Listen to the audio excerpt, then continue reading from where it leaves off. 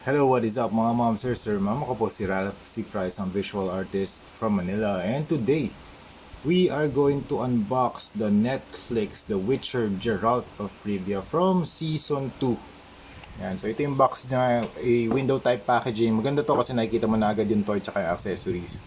Kung merong mga damage or flaws, makikita mo na agad kung maganda yung figure.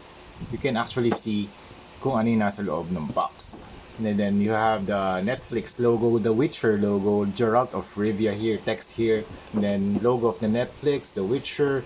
And then the shot of the action figure, the sword, nice background, grass, rocks. From McFarlane Toys, Facebook, Twitter, Instagram, 22 moving parts. And yun nga, the Witcher logo. And then you have the ancient map design here sa background, the gradient. So white, gray to dark blue.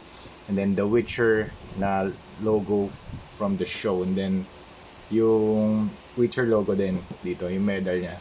Ay, tama ba? Oo, tama. Yung medal design dun sa show. Okay, start tayo sa accessory. Maganda yung accessory niya. Accessory niya, isang sword. Pero yun nga, tingin ko kulang din ng alt hands. Merong mga may mga naka-engrave dito na text. Teka, saan ba yung pointer ko? Ito. May mga naka-engrave na text dito sa gitna ng part ng sword. Then you have the gold circular emblem here.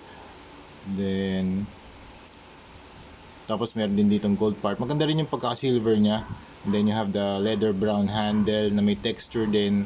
Tapos ito yung butt ng sword. And here you go. Ito na si Geralt of Rivia. Super nice pala to in person. Maraming salamat nga pala sa Facebook Marketplace.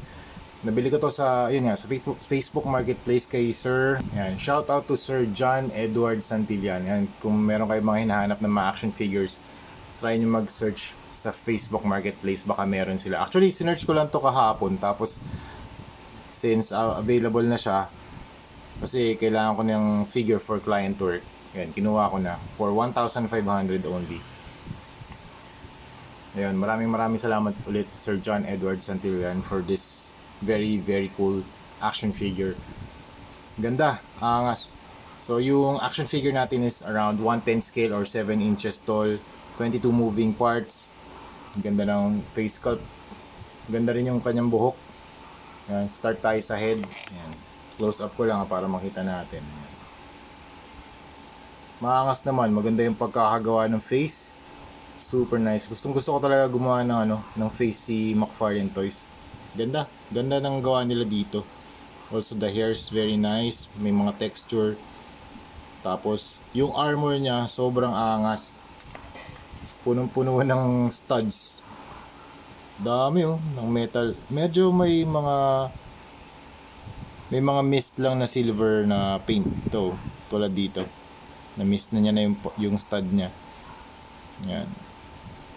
Angas. Full of studs, belts. Yan. Puro black lang to, walang any brown. It's just a whole black plastic molded part. Pero scalp pala. Pero maangas pa rin siya tingnan. Ang ganda pa rin. Nagustuhan ko tong thigh cut niya. Kasi pwede may additional point of articulation. Pwede mo siyang i-pose into very dynamic na positions din. Ganda ng medal. You have the silver medal, silver buttons or studs. You have the belt, buckle, and then you have the straps. Soft plastic naman tong part na to, kaya hindi na mag-matter sa articulation. Yan. Mabibend pa rin siya. And then you have the boots. May detail din yung boots. Angas. Then you have the back. Sword sheath. Pwede natin lagay yung sword dito pag di ginagamit. Ganda, angas, panalo. Saktong-sakto. Medyo maluwag. Okay na sa akin yung maluwag kaysa dun sa sobrang sigip. Kasi para hindi, pag kinostomize natin, hindi masyadong ma-rub off yung paint. Okay, dito naman you have the, potions? Potions ba to? Ayan and something like, parang potion types. Ayan. Tapos you have the straps, double straps, they have the boots. Ayan. Ganda pa rin, panalo. So you have the sculpt, very nice. Colors very cool too. Ganda nung skin tone din, very pale.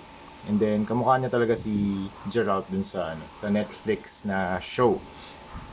Then yung design, sculpt, articulation. Okay, articulate na natin. Head, can rotate 360. Tapos yung kanyang arm can rotate 360 din. Ito nga lang nakakabit dito sa kanyang bicep, so pwede rin to ma-rotate. Tapos double jointed na elbow, ball joint yung kamay. Tapos dito may cut din sa torso, sa chest pala, sa chest, torso tuloy, sa chest. Then sa waist dito meron din 360. Tama, umikot din. Tapos can do ab crunch. Tapos legs up. Tapos thigh cut, thigh rotation, double jointed na knee, then ball joint yung paa. Tapos meron din toe articulation. Okay, sa accessories, isa lang accessories niya. Sayang walang ibang accessories. Pero okay lang, pahawak natin sa kanya.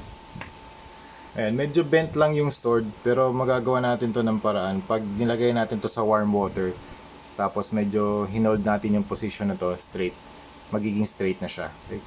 Just need to soften the plastic, tapos pwede nyo siyang i-reshape yung mold or yung plastic.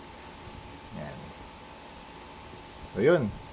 So yun lang yung review natin. Ang gagawin natin dito ay i-customize na natin. Kaya let's go! Thank you for watching and see you sa next video. Bye bye!